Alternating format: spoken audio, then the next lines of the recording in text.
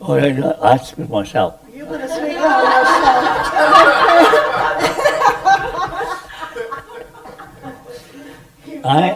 Very hard. I am speaking without my denture because it broke. Last night, the hook broke. So therefore, some sound might not come out right, but I will do my best. Okay, let's get started now. That's today's topic, okay? Do you know what is the biggest, most difficult thing in life? And what the most difficult thing in life is to change behavior, right? So now is the end of January. Most New Year resolutions failed by the end of January. I promise I'll never drink again. Fail. I promise I'll never be late again. You fail. I promise I'll lose weight. You fail. So here is the paradox. On one hand, we all want to improve ourselves, want to be better, smarter, healthier. On the other hand, we're helpless, hopeless to bring about changes. Womanizer continues to womanize. Okay? And the procrastinator continues to procrastinate. It somehow it is very difficult to break the bondage. Most of us are in bondage. Do you realize that? Most of us are in bondage. You do not realize in bondage, you're in deeper trouble. So today the lesson is that how can we find ways to be liberated from a bondage, from a misery, and to make life better? Okay, so that's the topic. Okay, how can we break the bondage that makes us miserable? You got it? Because we are all in the same boat. Okay, there are many reasons to give. Okay. Sometimes your resolution for change is too unrealistic. Okay, I'll never touch the bottle again. Or I will work hard, 8 hours a day. Or promise all kinds of things. If your promise is unrealistic, you're doomed to fail. Okay? So anyone who promised me, I will be a different person now, I will not. No, hold on a minute. You're not able to do it, okay? So the other one is that not enough willpower, okay? Willpower is not a magic pill. As if you simply have willpower, you can change. That is really not true because willpower often fails us. The spirit is willing, but the flesh fails, right? I'm determined to change. I'm determined. And you can't, okay? Or not enough discipline. Or that is more relevant probably because most people do not have the habit of disciplining themselves. They don't feel like getting out of bed, they don't feel like doing this. Discipline means you do what you need to do, even if you do not feel like doing it. Okay? That's discipline, right? Like a soldier. Discipline. And the other point is also important is that doing it yourself is never enough without external support. Most of our behavior are supported by some kind of reinforcement from outside. without a reinforcement and support, by yourself, you flounder. So we need reinforcement. This small group is one thing to help us, to support us, to move to the right direction. Okay. So I said there are many reasons why people do not change. So I mentioned 4 reasons why it's so difficult to change.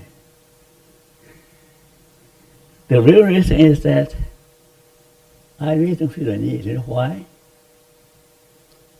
Okay, I'll give up it. Okay. But you don't really feel like it because you know why? Because giving up that bottle, giving up that woman, giving up that bad habit will cost you something. You little change, but you don't like to pay the price. You follow me? You want to change, but it's too costly. You don't want to change, so therefore you just continue the bad habit. Secondly, well, you really do not have the real volition, determination. The third thing is the head. You don't fully understand why you need change. You need change not because you want to please your wife or please somebody. You need to make changes because the alternative is horrible. The alternative of not changing is unimaginable. So you have to re-understand. The fourth one is something people must realize, that to be free from something means to be free to do something. You are doing something that you really want to do, then the reason for you to free from the bondage, right? So when you really want to be a successful musician or athlete or whatever you're pursuing, if you do not have a all compelling goal to attract you, you're not really want to give up whatever is holding you, okay? So you need a life purpose that you really feel passionate about. We talk about that some other time. Yeah. You need to have a passion that attract you to move forward, okay? Now here is a more complicated. It tells you there's all kinds of unconscious motive that hold us back. Okay, the conscious self, the unconscious self, the shadow, the automatic self. The primitive reaction. And so the conscious self only a small part. Right? There are all kinds of things that we're not aware of. That's why you understand that to really change yourself, you have to know yourself deep down. If you do not understand your inner demons, if you do not face your inner demons, you cannot never be successful in change yourself. Now, here's a book, Positive Psychology. Okay? That is from my friend Paul Meister. He's the most famous social psychologist. Okay? Now, this book tells you how to break the power of bad from positive psychology. Okay? And it's being advertised all over the social media. That will represent one of the latest books on positive psychology. Okay? Let's see what he has to say. He said, go on a low-fat diet. I mean, to summarize the whole thing, he basically asked you to go on a low-fat diet. What do I mean? That means drinking 1 day a week and 4 days a week sober, low-fat diet, okay? That means eating the junk food 1 day a week, the partial ratio, right? He said that the partial ratio is 4:1. So 4 days sober, 1 day drunk. 4 days healthy eating, 1 day junk food.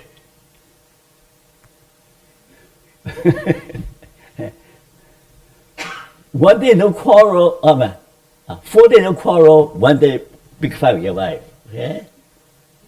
How about that? 4:1 ratio. That's from the famous pop psychologist. Hey, how do you like that? Hey, do you like that? 1 day drunk, 4 days sober. 1 day fight, 4 days no fight. Well, that's a deal, okay? 1 day fight, no deal. So the second thing is that minimize the negative thing with positive illusion, okay? My friend Shelley Taylor from UCLA, she published a paper, very famous paper, on positive illusion. Do you know what it is? Positive illusion means that all of us think that we are doing better than other people.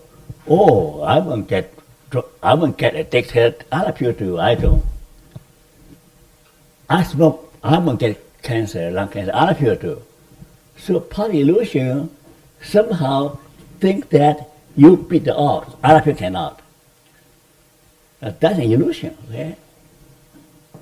And that illusion, if you continue to entertain that illusion, that means what? You don't really want to make change, right? Yeah, illusion. Everything will be okay. So that illusion actually prevents you from change. Do you follow me? As long as you hold that illusion that everything will be okay, you never change. Okay? The third point is put the bad moment to good use. That's good advice. I'll talk about more about that. You know what? Every bad thing that happened to you can be used to your advantage. For example, you have depression, you have anxiety, you have cancer, all bad experiences. Okay? All bad experiences can either make you bitter or make you better. Right? Right? Your choice, right? When bad things happen to you, you will either complain, blaming people, curse God, swat your face to heaven, become bitter, become angry, or you use the opportunity to be a better person, right? Why I'm depressed? Why I'm anxious? Okay? How can I make the best use of my remaining time because of cancer? Okay? So the best thing happening to you can be a turning point. Okay? So that point is valid. The first point, see the picture as basically trending up. Now, that's a question. You know why? Yes. We're living longer. Okay? There's no doubt about that. We're living longer. 2, we're healthier. Okay? Because medical progress continues to improve. That more people are healthier. 3, the living standard is rising steadily. Okay? On the physical, material things, we are trending up. But on the psychological things, it's trending down. Look at statistics from Center of Disease Control. The number of suicide among young people from 14 to 20, that all skyrocket. It never happened before. So many young people, 14 to 20, kill themselves. In fact, suicide in all age groups are trending up. Depression are trending up. Suicide is trending up. And the protest, unrest, everything is trending up. And so, only look at the material gain does not motivate you to change, okay? So here is my critique, okay? Number one, sometimes it's not possible to have a 4-to-1 positive ratio, right? It's not only it's not desirable, but not possible. For some people, most days are bad days. If people marry a bad person, you can have hell every day. It's not possible to have 4-to-1. Also, minimize the negative thing could be dangerous for you. I often tell my client, I say, you complain, oh, I'm unhappy in my life. I said, good. I said, good. Congratulations. Do you know why? If you are happy, when if you are unhappy, that means something is wrong with your life. Something is out of balance. So unhappiness is a good warning sign, just like physical pain is a warning sign that something is wrong with your body, right? If you have no pain, you're in trouble, right? You might lose your arm, lose a leg without feeling anything. So you have no pain, you're in trouble. So therefore, if you feel unhappy, you worry about something, actually it's a good thing. Then we find out what you're worrying about, what's bothering you, why you're so unhappy. You got everything people are dying for. You got good wife, good job, good reputation, good children. You are still unhappy. I have several clients like that. Except the famous medical doctors, the famous CEO. But I'm not happy. Okay, good. Something is lacking in your life. So it's a good sign. A low fat diet is better than a high fat diet, for sure. But a low fat diet does not lead to a solution or real change. Okay? For example, in Vancouver, where many safety sites, like supervised sites for addicts to shoot. But I don't know whether that might reduce overdose, death by overdose. But I question whether it will lead to real change. Okay? So a low fat diet is simply better than a high fat diet. It's better than getting drunk every day, but still not a solution. So here's my critique of pop psychology. Okay, so if anyone wants to object, you can speak up. Okay. Then the question.